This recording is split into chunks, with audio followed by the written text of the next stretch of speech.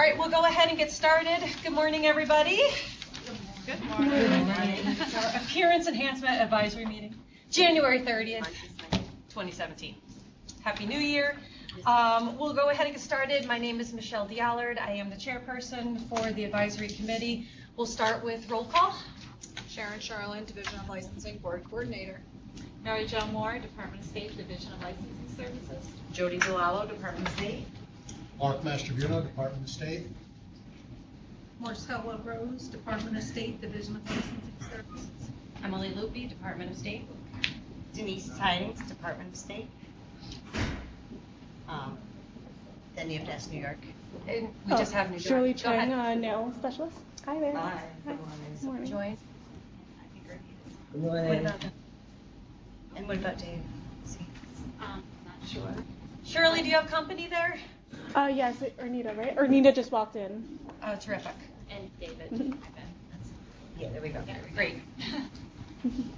We're just doing roll calls right now. You want Okay, to terrific. Yep. And our guest, do we do our guests in the room as well right now, or no? Okay. It's okay. Sorry. Okay. Then in that case, we'll go ahead and get started with Ernita. Do you need another second? No, I'm good. Okay. If you want to give us an update on enforcements. Okay, I'd like to share with the board a brief summary of our 2016 Appearance Enhancement Program. We had a targeted goal to inspect 25% of our AE businesses throughout the state. We exceeded our target of 5,757 inspections by 168. Inspections were conducted in 61 counties. Our largest number of inspections were in Kings with 711 inspections, Nassau 510 inspections, Suffolk 465 inspections, Erie 282 inspections, and Monroe 249 inspections. We identified 210 unlicensed businesses. Of that number, 165 of those businesses are now currently licensed. That's my report.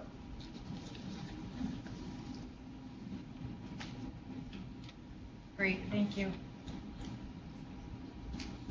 Is that ongoing for 2017 as well? Yes, it is.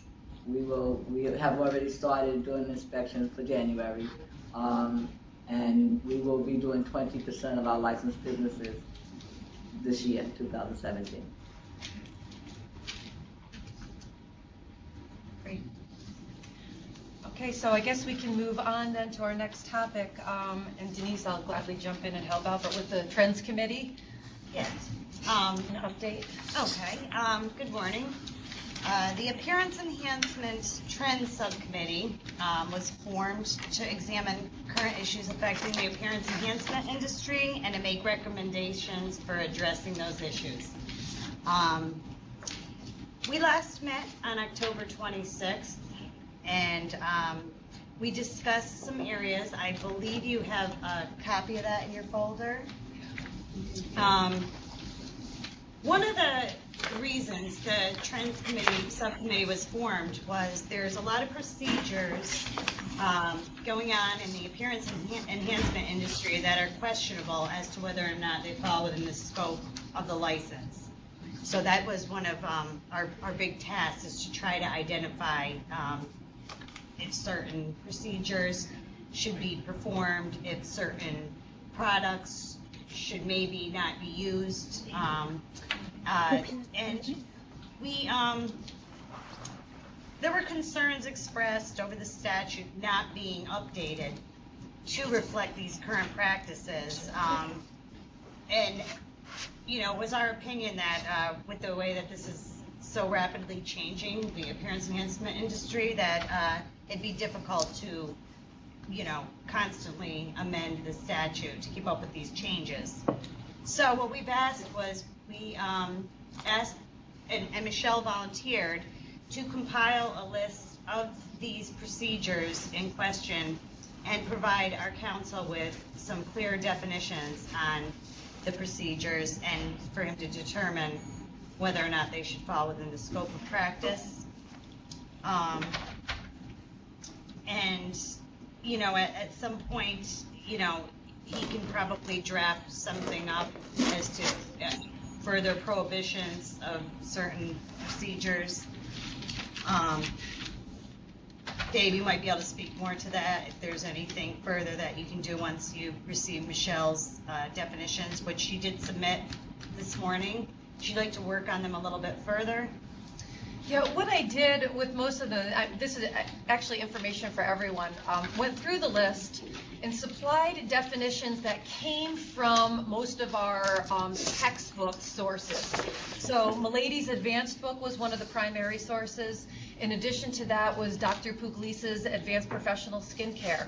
And the reason that I chose those primary sources were to not be swayed by manufacturers' definitions and descriptions, but also as a representation of what is going out there as education to new estheticians and cosmetologists that are learning. So our textbook sources seem to be our lead in the industry for an educational resource. So I use those resources as the primary definition for them. I shared with Denise this morning, Dave, for you to know, that there is another source out there that does a lot within the United States. And she has, Suzanne Warfield has created her own association, but she's done some unbelievable work politically speaking at the level of making a standard and a position for things like peels, microdermabrasion, laser. And the great thing about it, it's a little more broad because she's national. We're not just looking at just New York State or a local area. So I'm going to back up some of that with some of her positions as well, just so that you can see those. That sounds good. Okay, so I did forward a copy of those definitions to you, Dave, and we'll set another meeting for the Appearance Enhancement Trend Subcommittee to follow up on that.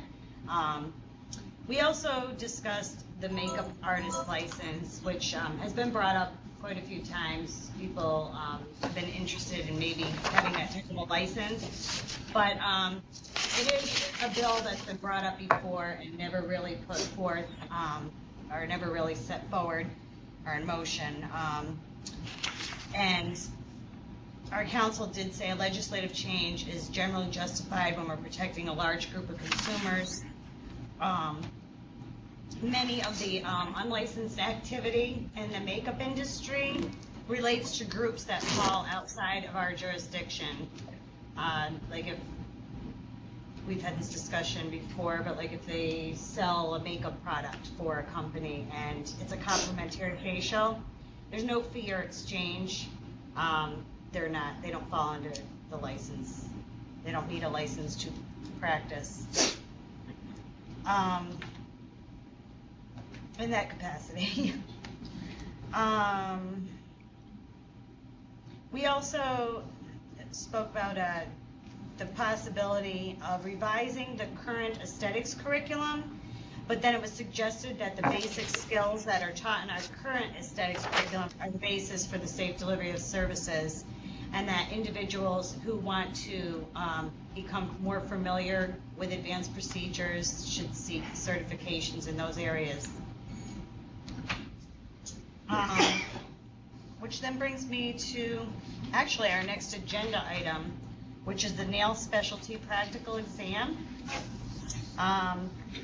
We've had some recommendations to update that examination and consider the removal of the acrylics. I'm in the process of forming a subcommittee that's going to help with the redevelopment of the nail specialty practical examination, and then we can explore what options we have available to us, whether we want to, trade that up for another procedure. I've been looking at some of the other states. I see that a lot of the states still have the acrylics on there. Some use a mannequin hand. I know that doesn't help with the ventilation issues that have been brought up. So in the meantime, to address some of the ventilation issues at the exam sites, we provided them with some N95 respirator masks for the time being that are available to our examining staff and anyone else who, requests one. Are these mandatory? They're not mandatory, and on the practical examination supply list, we do encourage our examinees to bring their own mask, goggles, and any other type of, PPEs, personal protective equipment. And that pretty much kind of wraps it up for me. Yeah. So I know our next item, our action item, is to approve the minutes from the last meeting, but we do not have enough for a quorum, correct?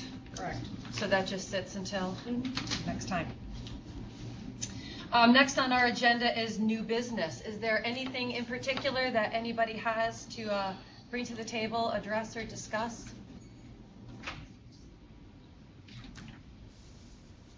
You're awfully quiet today. Good morning. It's a Monday morning in January. Then on that note, there are a couple of things that I put on my agenda that I wanted to bring up, and it's unfortunate we don't have as many advisory board members here as usual, because there are a few things since the last couple of meetings that we've had and moving forward. I gave a lot of thought to coming into this meeting today and moving forward through 2017. And one of the things that I thought to myself from our position as board members, advisory board members, and our responsibility to all of you as well, is maybe having an agenda for 2017. Instead of coming in every single day, but taking a look at the things that we need to accomplish for the year, and sort of looking at those things and thinking to ourselves, what is it that is important in our profession right now? What needs to be addressed? And what can we accomplish for 2017 so when we're sitting here January 30th, 2018, we're not having the same conversations and we've worked through some of those important issues. All of our time is really valuable wherever we're coming from, and whether we're volunteering or whether you're here at DOS.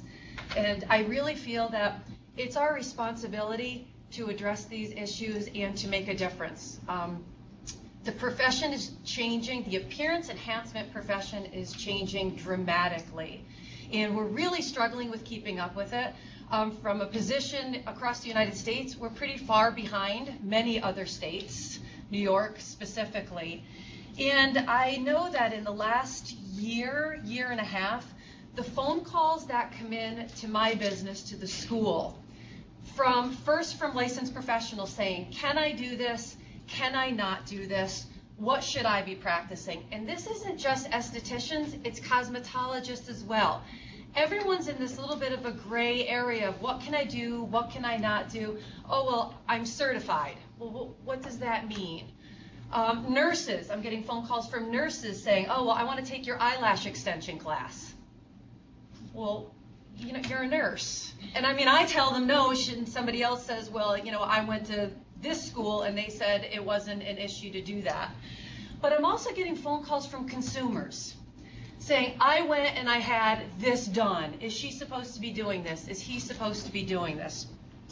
So I just feel as though we're the only ones that can give them the answers. Really, they're saying, well, we went to the state and, they don't know, or I got two different answers. But I feel as though it's our responsibility to be able to provide that foundation and support, because if we can't do it, I don't know who's going to do it. And I think at every level, at a school's level, we're struggling, at a professional level, we're struggling, at a business level, we're struggling. So I'd really love to see some agendas for 2017 that can follow through on where we stand. I know it's hard work. I know it's a little time consuming. I'm willing to put forth whatever I personally need to do. But I really think we need to make a difference for our profession.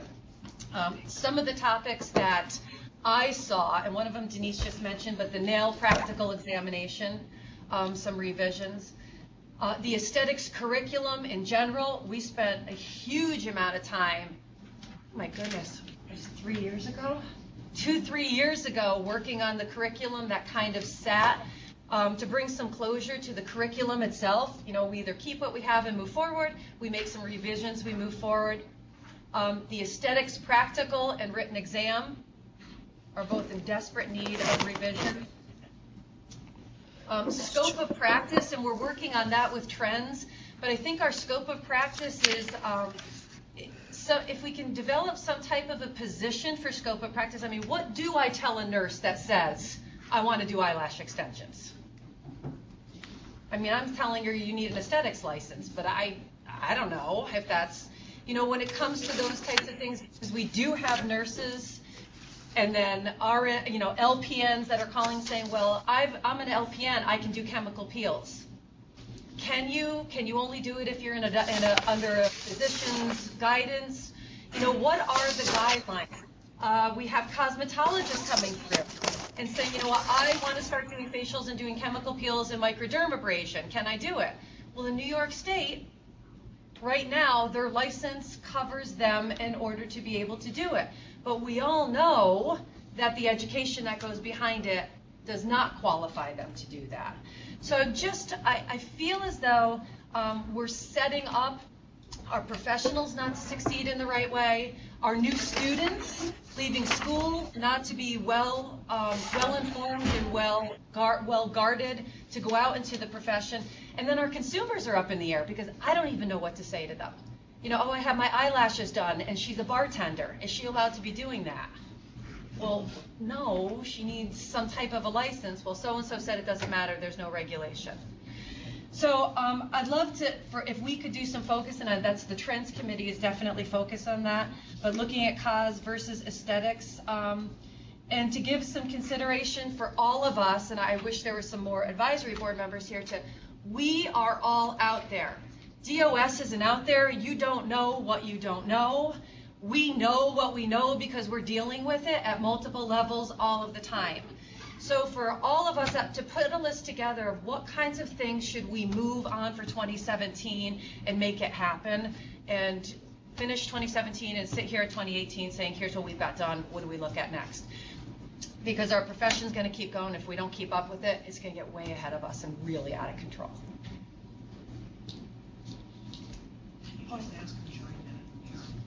Oh, yeah. Oh, did someone else join us in New York? Who else just joined in New York?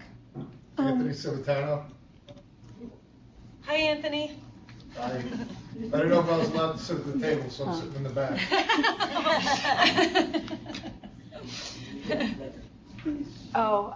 Me as well. Yes, Can I please. sit at the table? Sheila Cato. Great. Is there anything from what I just mentioned that anybody would like to comment on or add to?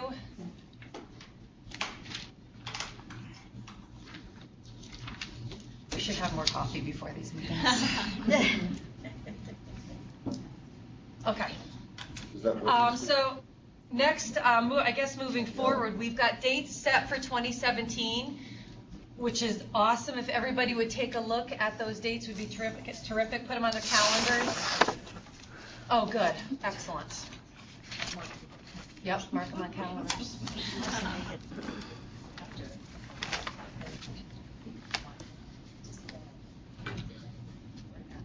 Oh, we could do that as well. That's a great.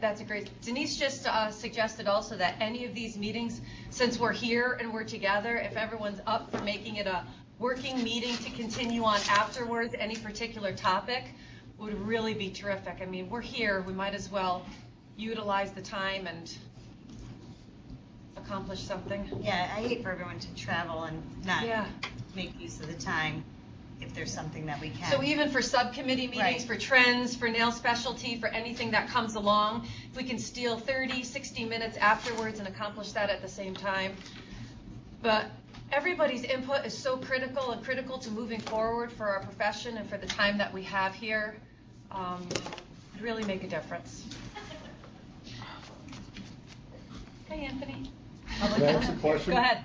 Yes. I apologize. I don't know if it's appropriate for me to speak at this meeting or not until it's open for the public's comment. I was recommended for appointment by the Speaker of the Assembly. I just haven't been, I guess, vetted yet, which is funny because I've been appointed by the governor 3 other times to other committees. So I just want to know if I should just sit here and wait until the end. It's your time, public comment time. Go for it. Okay. No, well, you're fine.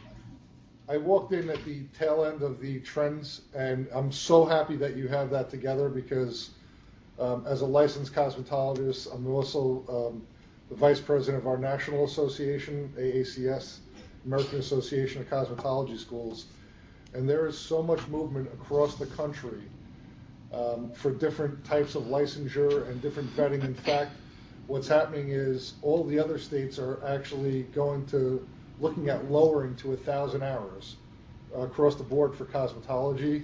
And then they're splintering off licensing for hairstylists, hairstyling. I don't know that we want to get into that conversation, but I think it's important that you know from a 30,000 foot view what's happening.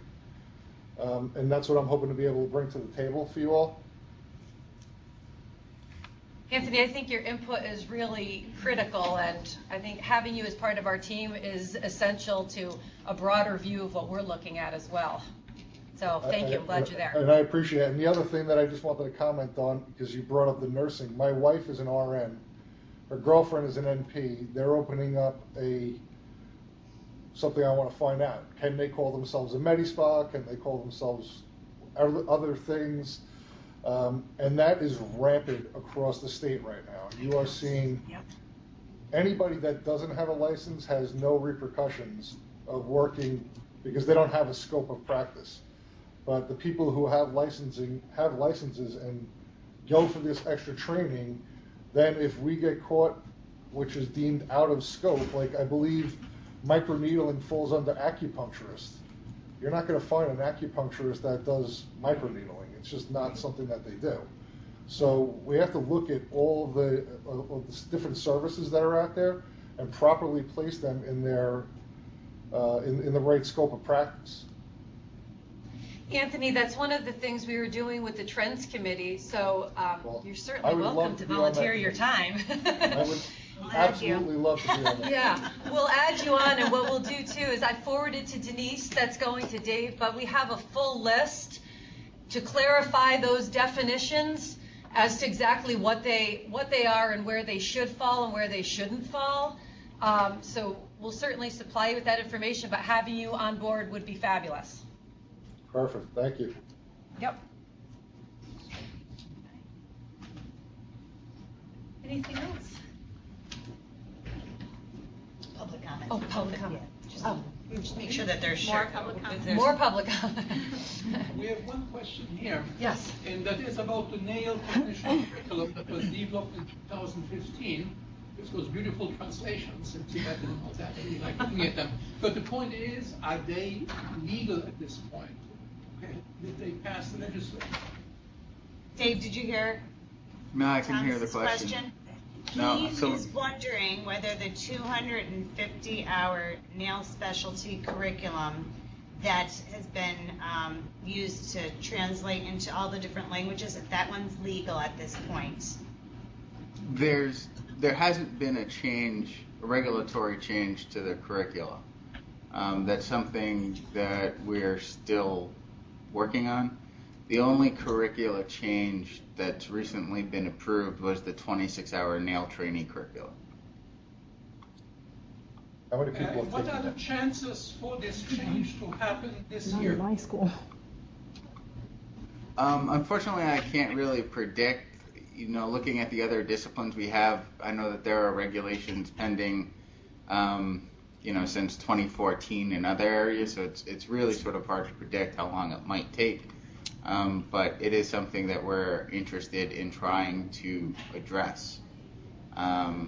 There was another question about how many people actually took the 26-hour. Unfortunately, I don't know that information, but maybe somebody in Albany does. Does anyone up there know how many people are enrolled? I don't have any numbers for that. Mark, how many We schools had done are there? some initial statistics. I don't have those, but they were projected numbers of enrollees. And through e-licensing, we could probably run a report numbering the amount of folks who have used the 26-hour course and had that information uploaded into the system. But I don't have that information at the time.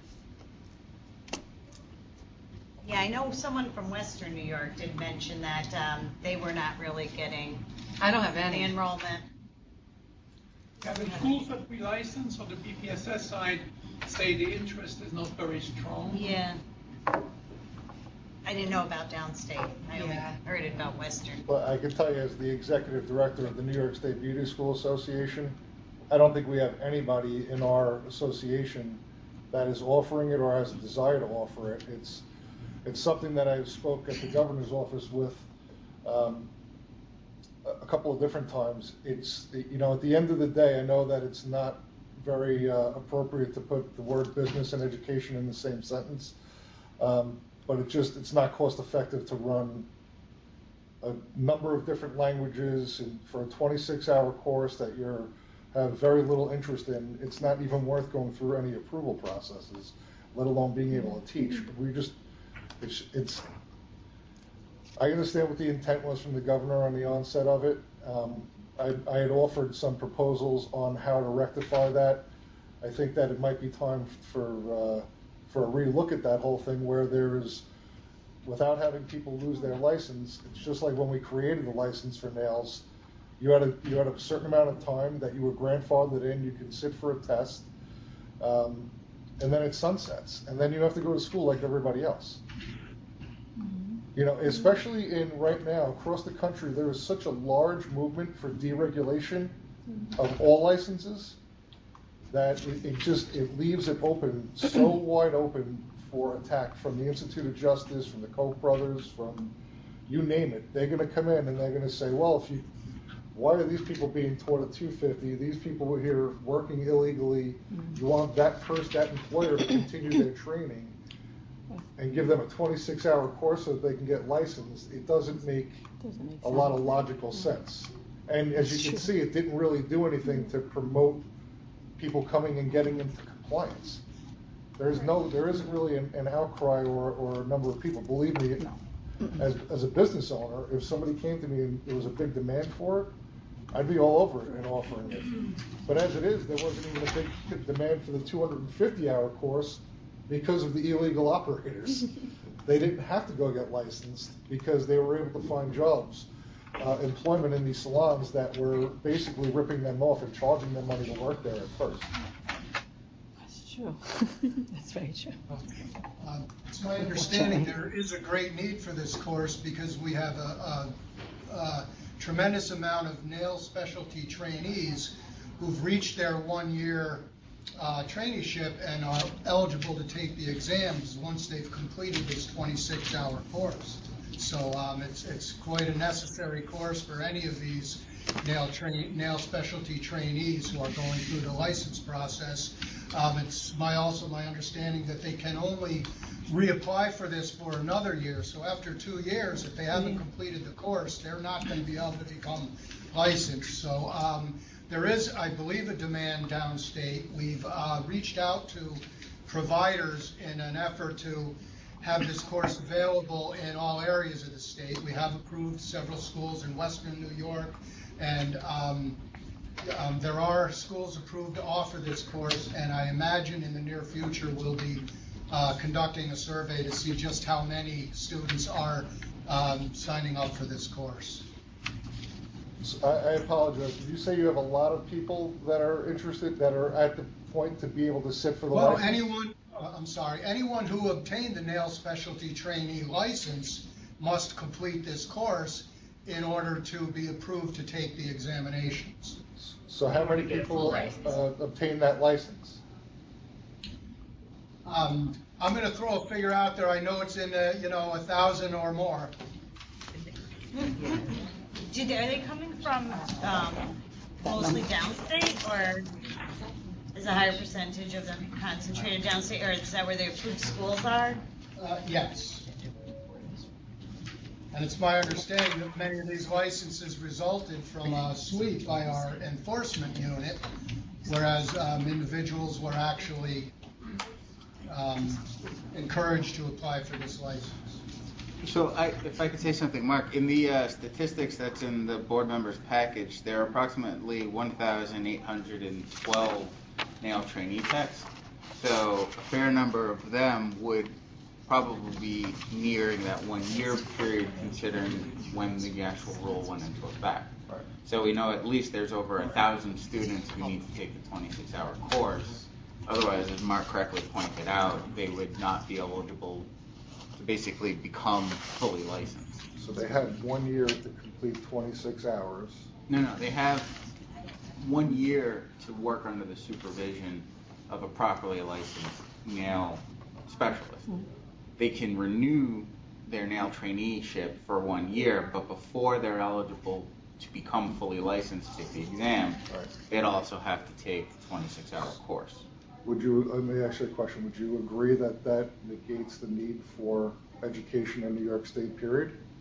No, I don't agree with that statement at all. Why would it be different for then a person who could have taken a 250-hour course in a licensed private school or public school otherwise, then why wouldn't they just go work at a salon and work under a person who had them working illegally before, give them a 26-hour course, and then, just let me finish, please. What would that stop them from doing the same thing for skincare, and then the same thing for hair, and then the same thing for anything? Well, they can't do it for those other disciplines in part because the law doesn't exist to allow them to do that. But additionally, as to your argument, there's a benefit to, let's say, having a student say they went to a particular school over another. There's something about the credential, the prestige about going to a fully fledged licensed, school to get 250 hours. It's something that the student might want to present themselves as having more training versus meeting what we say is sort of the bare minimum safety qualifications and having a year of traineeship. with all due respect, it's an underground economy. They don't care about prestige. They want to be able to work, and that's where this came from. The other option, Guys, can I interrupt? Sure. We've kind of gotten away from public comments. I apologize. And it's a sensitive issue, and this is, in-depth conversations prior to this even happening. And Anthony, I certainly see where you're coming from as well. There's both sides of it. And we've gone back and forth, and I think the best thing to see is wait and see what happens as we move forward and these 1,000 people get to that point of having to take that test. I agree. Anything else for public comment?